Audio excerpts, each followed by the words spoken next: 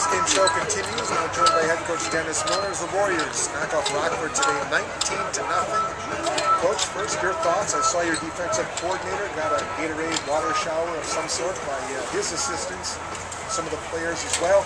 You shut out Rockford back in September of 2000, and the second shutout comes here in October of 2010 against the same Rockford Regents. Nice little bookend factoid, I thought. That's very good, and I didn't realize it until you said it just before we went on the air.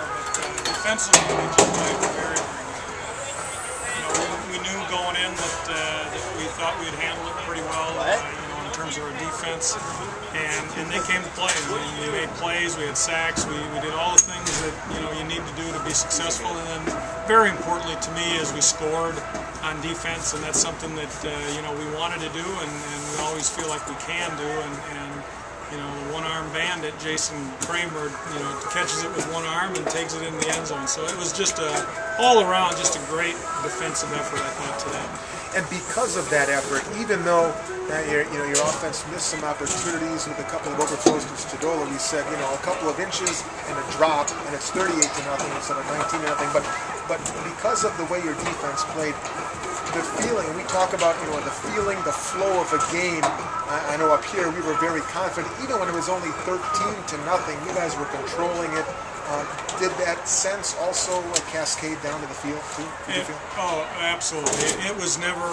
The game was never in doubt, never in jeopardy, because we knew that the only way that they were going to score against us today was if we gave up the ball in maybe the 15-20 yard line in a ridiculously short field and something happened, because we were just playing too good on defense, and they aren't doing much on offense, and so I knew that we just had to make sure we didn't give up that kind of a play, and we didn't. We didn't turn the ball over, as far as I know. I guess I didn't check those stats, but we maintained that. And then if we catch a couple balls that every day of the week should be caught, all of a sudden it's a 35-40 nothing game, and probably everybody feels a little bit better about it. The bottom line is, we're 5-2, and we won another conference game, we shut out a team. I mean, it's lucky.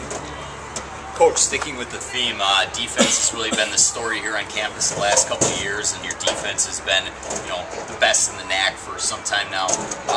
Where do you see as the area or the critical areas of improvement that have really just expanded profoundly from the beginning of the year up until this point with that defense? Well, I think, going into the season, I think we were probably very familiar and comfortable with what our front seven was going to do. Our linebacking crew has had a lot of regard over the years, and then our defensive ends, KG was one of the preseason something or others, and Shem and all those guys. But I think maybe the question mark coming in is how is it all going to blend with the back guys? And the secondary they've just stepped up. I mean, they've had a great year in addition to the front seven, and I think that's what makes us so challenging to go against offensively, is that there's not really anything that they can pick at. On an offensive side of things, certainly, as Scott pointed out earlier, certainly some missed points on the field, some missed opportunities. Is it when you talk about execution, does it come down to schematics? Is it comfort level? What would you say is the critical thing that really is standing in your way as an obstacle for putting more points on the board, especially today? Well, today it wasn't schematic. Today it was, this is a football kinds of fundamentals, which is catch the ball when it's thrown, throw the ball when it's open, block the guy when he comes in front of you. I mean, we just, we didn't do the things that, we normally do and that we need to do, and we'll clean that up. And, what goes around comes around, so we're going to have some great catches down the road and so on. I'm aggravated. That's probably the emotion that I would give you relative to that, but pretty happy with, okay, we'll get back to work on Monday and get it. Final thing, Coach, and I don't want it to go by the board.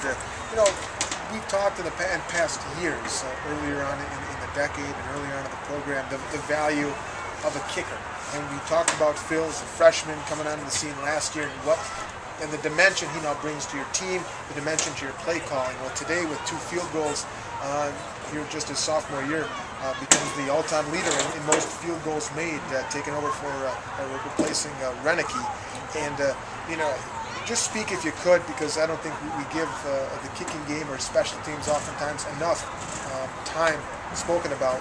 Just the value of that kicker to you, to your play calling, and let people know that's a critical thing. When you don't have it, it really can change a game. But you bet, it changes everything. If you don't have a kicker, it changes how you operate offensively. It changes every play call you make from about the 40-yard line in, because you know that, okay, you got to deal with that X factor. Philip Chaltis is the kicker, and he's here for his second year, and over the off season he took pride in getting bigger and stronger, and he comes out to practice every day. I mean, when you think about it, he gets specifically 15 minutes of practice that are his to practice, and then beyond those 15, it's all what is he going to do on his own with the trainers, and what kind of conditioning is he going to do. And he's done a great job at just staying focused and working hard, and he takes great pride in his kicking, and he should, because he's a professional from that standpoint. Well, Coach, congratulations. You've matched last year's win total with your 5th victory, but I know that it's just a minor footnote here, as you have bigger aspirations, bigger plans for something yet this season. Yeah, we're going to be pretty disappointed if it ends up we have 5 wins this year. So we're happy where we're at. We know we've got to continue to get better. Next week is a big game. We play Concordia, Wisconsin. It's the Lutheran Bowl, and it's another conference game. So we're really excited about where we're at, and looking forward to next week already. Talk to you then. Thanks, Coach. Thanks. So are we. That's the coach, Dennis Miller. Warriors win it by a final today of 19-0. We'll pause.